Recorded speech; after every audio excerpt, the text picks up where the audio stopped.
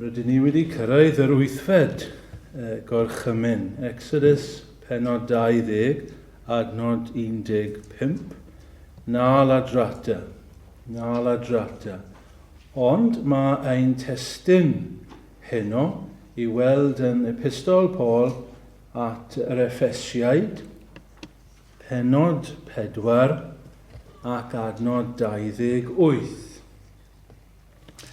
Y mae'r lleidir i beidio a lladrata mwyach yn hytrach dylai ymroi i weithio'n onest a'i ddwylo ei hun mwyn cael rhywbeth i'w rannu ar sawl sydd mewn angen.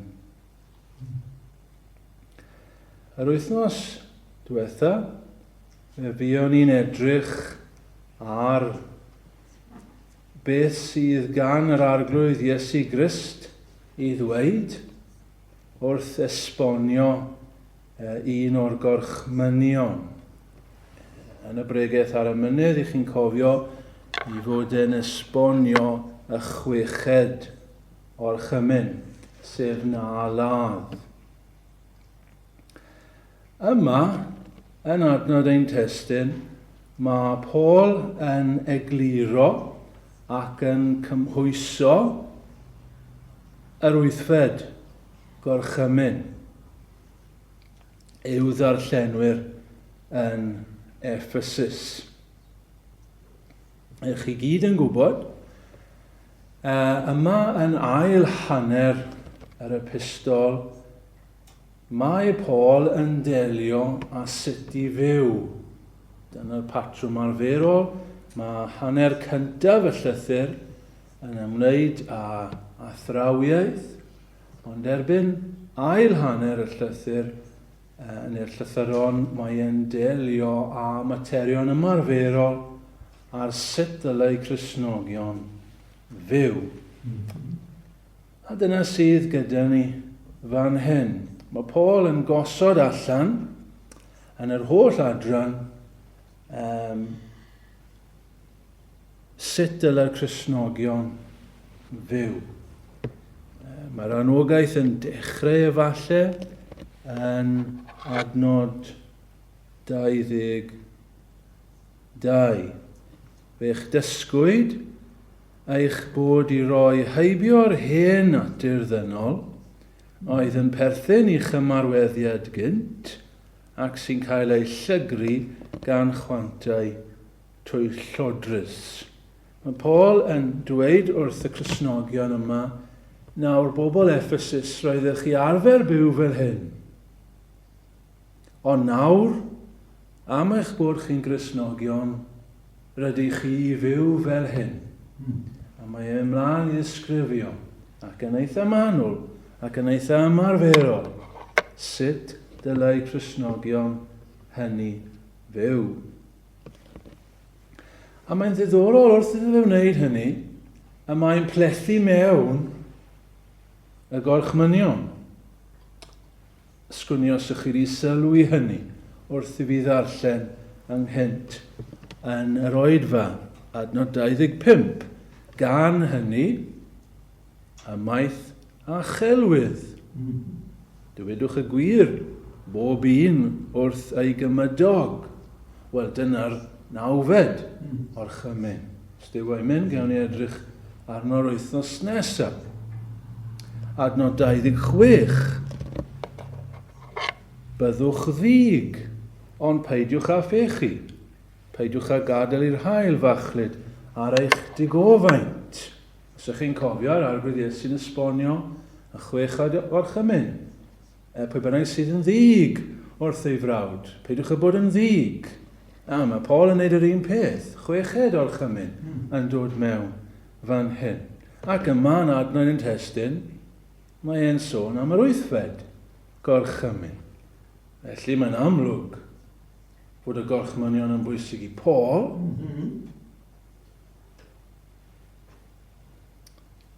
Chi'n cofio fi'n dweud reit ar y dechrau am y gorchmynion hyn. Rhai pobl yn gwadu i bod nhw i Cristnogion. Wel, mae'n amlwg bod Paul yn meddwl i bod nhw i Gristnogion. Dyma'r cledrau, chi'n cofio'r darlun a mae tren yn symud ar y cledrau. Wel, dyma'r cledrau. Yr ydyn ni fel Cristnogion i deithio ar hyddyn, sef y gorchmynion.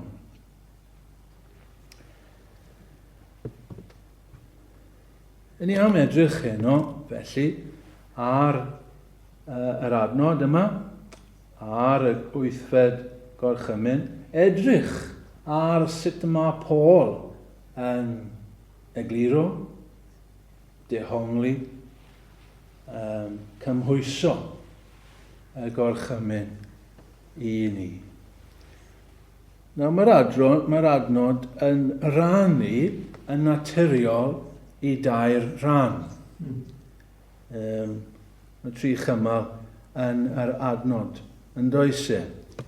Mae'r lleidir i beidio â lladrata mwyach. Dyna'r cyntaf. Dyma rhywbeth dyn ni ddim fod i wneud. Wedyn yr ail gymal, beth dylen ni wneud? Beth dyle'r lleidir wneud? Yn hytrach, dylai rhoi i weithio'n onest a'i ddwylo ei hun. Ac wedyn yn drydydd, ni'n cael y reswm. Pam? Mwyn cael rhywbeth i'w rannu ar sawl sydd mewn angen. Felly dyna fydd ein patrwm heno. Dyna ffordd ni'n mynd i fynd. Edrych ar y 3 cymal yn ei tro. A gobeithio wrth wneud hynny, gweld beth yw ystyr y gorchymyn a chymhwyso i ni. Wel, y gyntaf felly, y cymal cyntaf, yn dewch beth mae Paul yn dweud. Mae'r lleidir i beidio a lladrata mwyach. Mae Paul yn amlwg yn dyfynnu o'r gorchymyn, neu mae'r gorchymyn yn ei feddwl o leiaf yn diwedd. A wy'n hoffi symlrwydd Paul fan hyn. Wy'n hoffi pa mor blaen yw Paul. Yn ysgrifennu'r llythyr yma, yn rai pethau eitha dwfn, eitha anodd ar ddechrau y llythyr yma, os ych chi'n darllen nhw. A nawr mae'n cyrraedd y ran yma, a mae bobl Ephesus yn gwrando rhywun yn darllen y llythyr yma, a mae Paul yn dweud, y lladron yn eich misg chi, dyn nhw ddim i ladrata mwyach. Mae'n rhywbeth amlwg am y peth, yn oes e, eich chi'n syni mewn un ystyr, fod Paul yn gorfod dweud y fath beth wrth eglwys. Wel, eich chi'n syni beth chi'n gorfod dweud weithiau. Mae rhai pethau sydd yn eitha amlwg, ond mae eisiau pobl ddew glywed nhw. Achos mae'n syndod beth sydd ddim mor amlwg a hynny i rai bobl. A mae eisiau ni dweud y pethau amlwg hynny yn dos e. Mae eisiau mynd nôl i basics fel petai. A atgoffa pobl, atgoffa Cristnogion, o beth sydd yn elfennol. Mae'n amlwg fod na yn Ephesus, yn y gynulleidfa, rai oedd yn lladrata. Neu bydde Paul yn dweud hynny. Mae'n dweud wrthyn nhw, chi sy'n lladrata, stopiwch. Roedd yna lladron yna. Roedd yna lladron yna'n dal i ladrata. Roedden nhw'n Gristnogion, ond roedden nhw'n lladrata. Oedd yr un peth yn Corinth. Chi'n cofio? Mae Paul yn goffod esbonio wrth bobl yn Corinth. Ni chaiff y rai anewiol etifeddu teyrnas ddiw, na thwyller chwi. Ni chaiff y rai anghyfiawn etifeddu teyrnas ddiw. O wedyn mae'n restru, yn dywe. Ni chaiff na godi nebwyr a mae'n restru nhw. A lladron yw un ohonyn nhw. Roedd yr un peth yn Corinth. Mae'n siŵr mai caethweision oedd y rhan fwyaf yn Ephesus. Fel y rhan fwyaf y Cristnogion yn yr adeg hyn, yn yr eglwys fore, caethweision o nhw.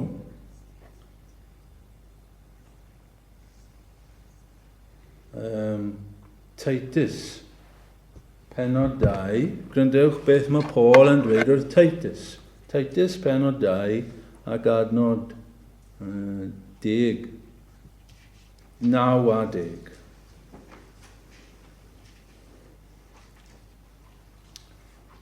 Cymell y caethweision i fod yn ddarostyngedig i'w meistri ym mhob peth, i wneud ei dymuniad, i beidio ei hateb yn ôl na lladrata oddi arnynt. Ond yw dangos ei hunain yn gwbl ffyddlon ac onest, ac felly yn addurn ym mhob peth i athrawiaeth Duw ein gwaredwr.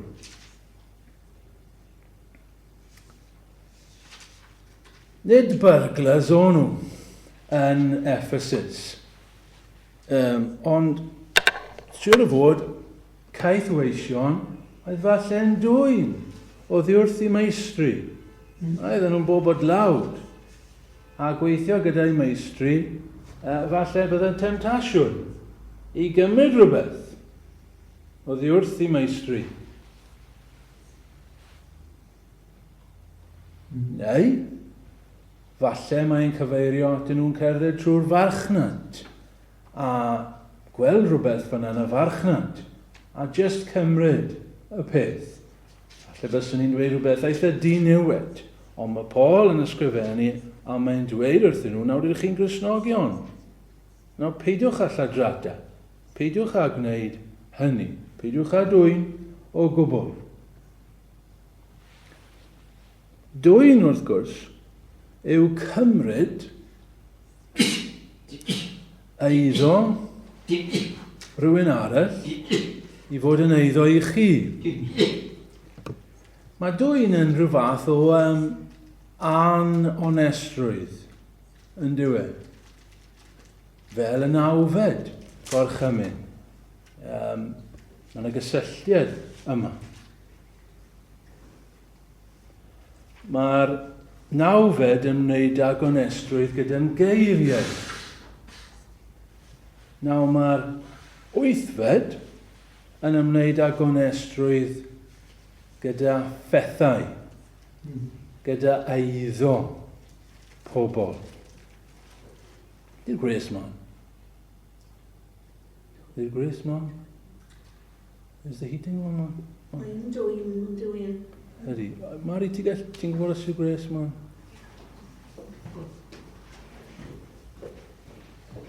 No, doing. Dwi ddim na, di? No. Ok, iawn. Na, dwi ddim na, ok. The jacket, Ie, ok.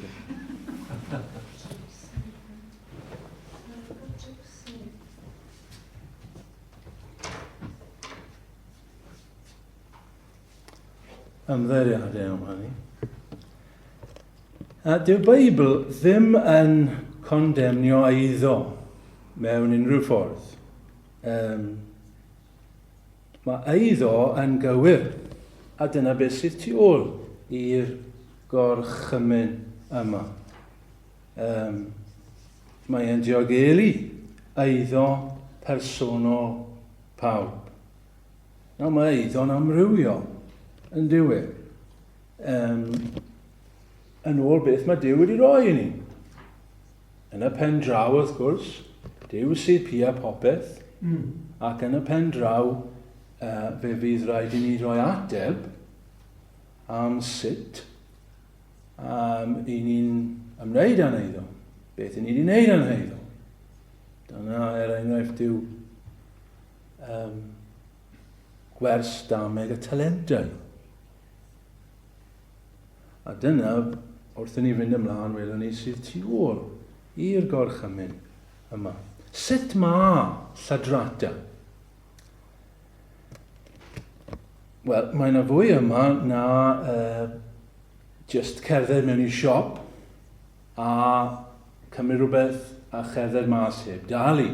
Yn amlwg, mae hwnna'n dod mewn iddo fe. I ddweud gwir, mae e'n fater eitha dyrys. Lladrata.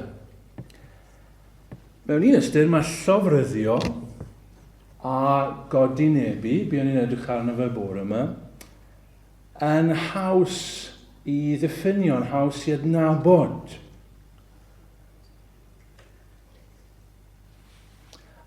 Mae'n anoddach i sylwi ac i nodi beth yw lladrata.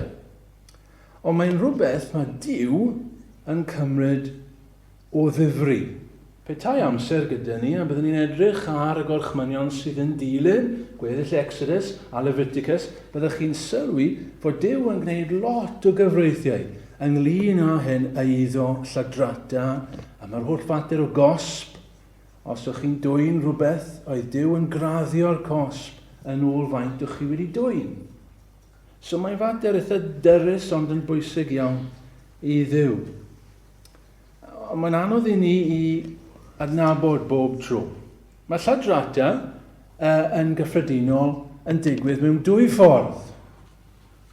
Yn gyntaf, mae yn cymryd rhywbeth sydd ddim yn eiddo i chi. Ond mae'n gallu fod hefyd, yr ail ffordd gallwn ni fod yn euog o lladrata, yw peidio a roi yr hyn sydd yn ddyledus. Nawr, falle dyn ni ddim yn euog gymaint, byddwn ni'n gobeithio, o dorri y gorchymyn yn y ffordd cyntaf. Pwy o wyr? I ni'n goffi bod yn ofalus yn dyn ni, bod ni ddim yn cymryd unrhyw eiddo, unrhyw un neu unrhyw sefydliad, unrhyw beth, a dyw ddim yn eiddo i ni. Does dim hawl gyda ni. Rhaid i ni fod yn ofalus gyda'r gwaith enghraifft. Os oes rhywbeth yn y gwaith sydd bia fe. Dim ni sydd bia fe. Mae'n ddwyn. Ond yr ail ffordd yma, falle yn fwy perthnasol. Peidio a rhoi'r hyn sydd yn ddyledus. Enghraifft, peidio talu. Peidio talu ar amser. Bydde hynny'n dwyn. Peidio a rhoi o'n gorau yn ein gwaith. Dwyn amser ein cyflogwyr, enghraifft. Segur a gormod yn y gwaith. Dwyn oddi wrth amser ein cyflogwyr. Ac yn y blaen, ych chi'n gweld bod e'n fater fwy dyrys, yn fwy anodd na lladd a godi nebu. Ac fe allan ni fynd mewn sawl maes gyda hyn. A jyst rhoi enghraifft syml i chi o hyn. Non a fyna yn ddiweddar yn mynd i, a'r plant yn mynd i maes parcio. Parcio'r car. Tocyn car ar gyfer y parcio. Talu'r arian, cael y tocyn. A wedyn, ar y ffordd mas, penderfynu, a dyn ni'n mynd i roi'r tocyn yma i rywun arall sydd yn dod mewn. Falle chi wedi gwneud hynny. A chi'n meddwl, wel, chi'n neud rhywbeth caredig i berson arall, achos ni'n hoffi pan mae rhywun yn rhoi ei ni, pan ni'n dod mewn i barcio. Ond ydy hwn yn dwyn, achos fe ddylse y person hynny dalu. So i chi'n gweld pa mor ofalus, pa mor sensitif i ni'n gorfod bod gyda hyn. Mae Duw yn cymryd yn ddifrifol. Eiddo rhywun arall, arian rhywun arall. A beth sydd rhaid i ni'n neud yw bod yn ofalus yn bod ni'n ystyried. Popeth i ni'n delio ag arian, eiddo rhywun arall, wel, ydw i'n parchu y person neu'r sefydliad sydd tu ôl i hwn. Neu ydw i'n dwyn. Felly mae rhaid i ni gynhwyso yn unigol a gofyn am arweiniad Duw yn hynny. Ond gadewch i ni symud ymlaen at yr ail gyma. A mae'r lleidyr i beidio a lladrata mwyach yn hytrach, medd Paul. dylai ymroi I weithio'n onest a'i ddwylo ei hun. Nawr, dyma'r wedd gadarnhaol. Wel, hanner y wedd gadarnhaol o leia i'r gorchymyn. Ni wedi gweld I pob un o'r gorchmynion, mae yna elfen negyddol, mae yna erfen gadarnhaol. Mae Duw tu ôl y gorchmynion yn gorchymyn I ni wneud rhywbeth. Nid jyst I beidio a gwneud rhywbeth. Nawr, beth yw'r wedd gadarnhaol? A mae fwy o her I ni wrth I ni feddwl am hyn fel wythnos diwetha. Wel, beth mae Paul yn dweud fan hyn? Mae Paul yn dweud wrth ni beth yw'r wedd gadarnhaol. Yn hytrach, peidiwch â lladrada, peidiwch â dwyn, achos mae'n cymryd eiddo rhywun arall, dylech chi ymroi I weithio'n onest a'ch dwylo eich hun. Dylech chi weithio'n galed. Bobl Ephesus, caethweision Ephesus, gweithiwch yn galed. Mae rhywbeth syml eto yn hwn yn y syml, rhywbeth hyfryd am hyn. Petai pob lleidir Mhrydain yn cadw at hyn. Wel, na chi wenydd i'n economi ni, ynddo fe? Meddyliwch am yr effaith fyddai ar y gymdeithas. Bydde dim eisiau security cameras. Bydde dim eisiau y bobl hyn, y bouncers hyn, y security guards yn y shops. Iawn, bydden ni'n arbed miliynau wrth hynny. A dyma Paul jyst yn dweud, peidiwch â lladrada, jyst gweithiwch yn onest. Ond wrth gwrs, ni'n gwybod, dy ddim yn mynd I ddigwydd, ydy e? Dy ddim yn mynd I ddigwydd, jyst fel yna. Heb yr efengyl. A dyna hyfrydwch y peth, fe'n credu, yw fod Paul yn gallu dweud wrth y Cristnogion hyn. Peidiwch â lladrada, gweithiwch yn onest. Mae'n gwybod maen nhw'n gallu I fyddhau. Oherwydd mae'r efengyl wedi dod mewn i'w bywyd. Maen nhw wedi cael nerth. Maen nhw wedi cael bywyd. Does dim pwynt dweithio lleidir, stopio lladrada. Ond all chi ddweud wrth Cristion sydd yn lleidir, stopio lladrada. Oherwydd mae'n nerth ynddo fe. Mae'n rym ynddo fe, nôl at y darlun, ynddo fe o'r tren. Mae'r stem ynddo fe. Mae'r ysbryd glân ynddo fe. A dim ond yr efengyl sydd yn gallu newid pobl fel hyn. Ond mae Paul yn gallu gorchymyn iddyn nhw I fyddhau oherwydd y bywyd newydd. A chi'n gwybod, dyma'n cysur ni. O'n i'n dweud, wel, beth byddai'r effaith ar yr economi?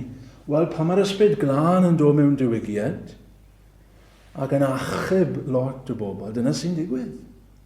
Mae lot o lladron yn stopio lladrada. A maen nhw'n gweithio'n onest. A mewn diwygiad, mae'n digwydd ar raddfa mawr. Yn diwedd, fe ddigwyddodd yn y diwygiad Protestanaidd. Fe ddath wledydd cyfan yn Protestanaeth. A fe ddath bobl gyfan a gweithio yn galed ac yn onest. A fe ddath y syniad yma o'r Protestant work ethic. Roedd yr efengyl yn rhoi grym I bobl I weithio'n galed. A fe ath y gwledydd Protestanaidd yn gyfoethog. Achos bod hyn yn digwydd.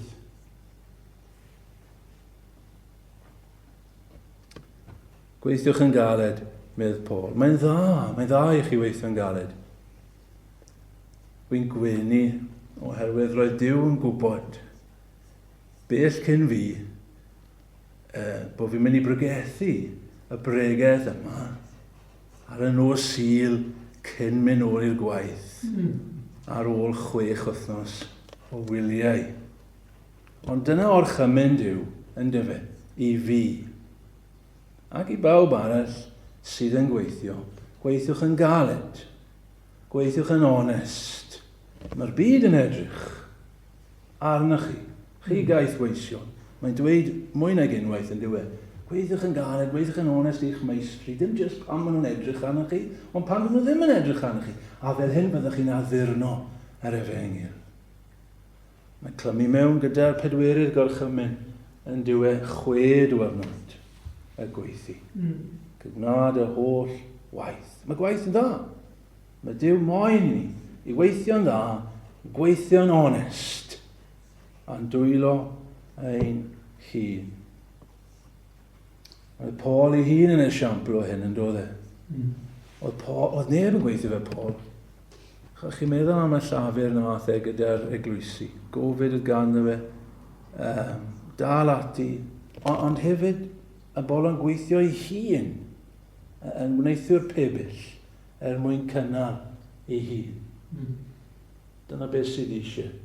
Bobl sydd yn gweithio'n onest, ond dim ond yr efengyl sydd yn gallu cynhyrchu hyn. Dyna'r ail gymal. Trydydd nawr ac olaf. Y mae'r lleidir i beidio a lladrata mwyach. Yn hytrach, dylai ymro i weithio'n onest a'i ddwylo ei hun. Mwyn cael rhywbeth i'w rannu ar sawl sydd mewn angen. Nawr dyma'r wedd gadarnhaol lawn. A dyma'r her. Dyma'r her. Mae wastad her yn y gorchmynion hyn yn does e. Chi'n gweld bydde llawer o bobl yn cytuno â ni hyd yma yn beth ni wedi dweud. Bydde llawer yn cytuno yn y gymdeithas, ni ddim moyn lladron, a dylen ni wneud i ffwrdd a lladrata. Bydde llawer yn ein gymdeithas ni yn cymeradwyo gwaith caled. Mae llawer o bobl yn. Mae llawer o bobl yn y gymdeithas yn gweithio'n galed iawn. O'n i'n siarad yn ddiweddar â athro sydd wedi ymddeol nawr, ond oedd arfer gweithio gyda fi. A ni'n gofyn am y teulu, am y doi o feibion gyda fe, a gofnes i am yr hynna, a wedyn wrtha Emyr, mae'n gweithio'n galed, mae'n gweithio oriau rhyfeddaf. Ond dath ymlaen i ddweud bod yn poeni amdano fe, achos na gyd mae'n neud. Just gweithio, just casglu arian, neud i ffortiwn. Na gyd sydd ganddo fe, a'i dad yn poeni amdano fe. No, nid na beth mae Paul yn dweud. Nid na beth mae Duw moyn. Nid na beth mae'r Beibl yn dysgu o gwbl. Na, nid gweithio er mwyn ein hunain. Nid gweithio i ni yn unig. Nid gweithio fel bod digon gyda ni. Digon o arian. Digon o arian i wario'r pethau. Na. Nid gweithio'n onest er mwyn i'n ffortiwn, nid na beth mae Paul yn dweud. Ond er mwyn cyfrannu. Waw!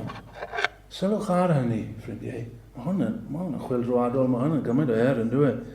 Yn hytrach, dylai ymroi weithio'n onest a'i ddwylo hi, er mwyn cael rhywbeth, i'w rannu ar sawl sydd mewn angen. Dyna beth sydd tu ôl y gorchymyn, na ladrata. Chi'n gweld ni nôl i'r un pwynt, dydyn ni.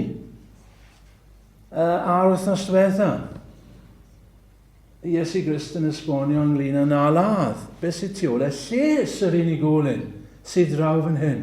Os yw'r unigolyn yna yn meddwl bod yna rhyw anghydfod, bod nhw ddim yn teimlo'n iawn, bod nhw'n meddwl bod rhwng rhyngthoch chi, i chi mynd a sorto nhw mas, ac i chi mynd i siarad yn nhw ac ymddeheirio ar un peth fan hyn, medd Paul. Ddim jyst dwy'n oedd yw'ch bobl eraill, ond helpu pobl eraill. Gweithio er mwyn helpu, gweithio er mwyn cyfrannu. Dyfyniad gen i fan hyn, un o'r esbonwyr yn dweud, the Christian motive for earning is not merely to have enough for oneself and one's own, and then perhaps for comforts and luxuries, but to have to give to those in need. The Christian philosophy of labour is thus lifted far above the thought of what is right or fair in the economic field. It is lifted to the place where there is no room for selfishness or the motive of personal profit at all. Giving becomes the motive for getting. Yn yr her, yn dy fe, i ni. Ni'n codi i dir uwch. Lles yr unigolyn. Eiddo yr unigolyn. Nim jyst bod ni'n cymryd o ddiar eiddo yr unigolyn, ond bod ni'n cyfrannu i eiddo yr unigolyn hynny. Ac os gai ddweud, ffrindiau, dyma rhywbeth ein ni'n wan arno fe yn ein cymdeithas ni. Mae cymdeithas ni yn well neu mae'n cenhedlaeth ni yn well off na chenhedlaeth sydd wedi mynd. Ond bod ni'n well off yn faterol, mae ein cenhedlaeth ni o Gristnogion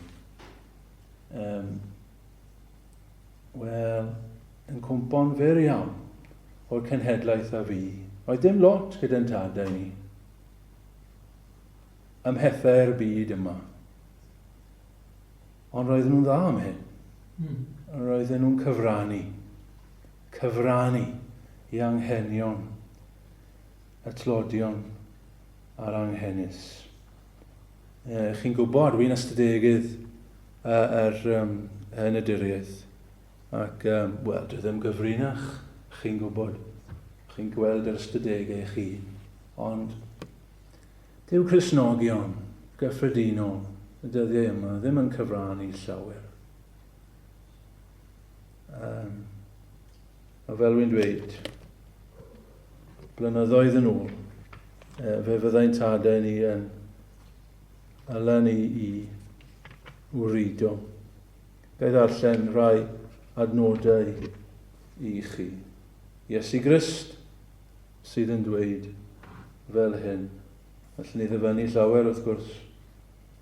Eithir pan welech wledd, galw tlodion, yr efryddion, cloffion, y deillion, a dedwydd fyddi.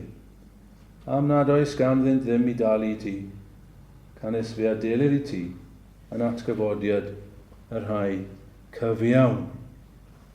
Ydych chi'n cofio Paul, wedi sôn am Paul am barod, ond mae'n dweud wrth Ephesus, dyna ni, pan oedd e'n ymadel a nhw, Acts 20, verse 34 onwards.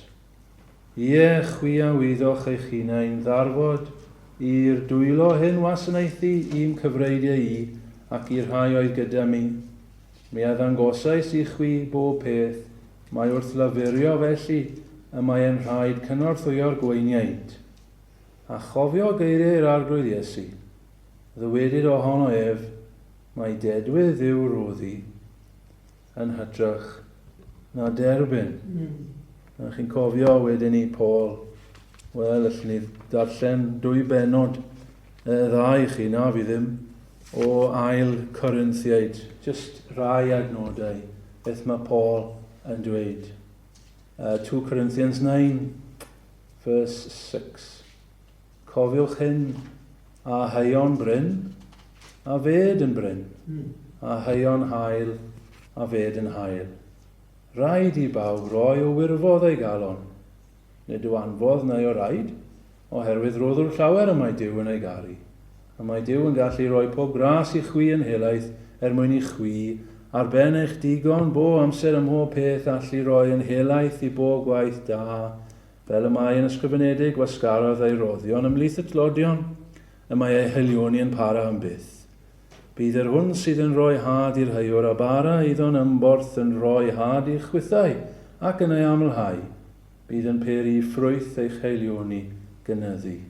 Ym mhob peth cewch eich cyfoethogi ar gyfer pob helioni, a bydd hynny trwom ni yn esgor a'r ddiolchgarwch i Dduw.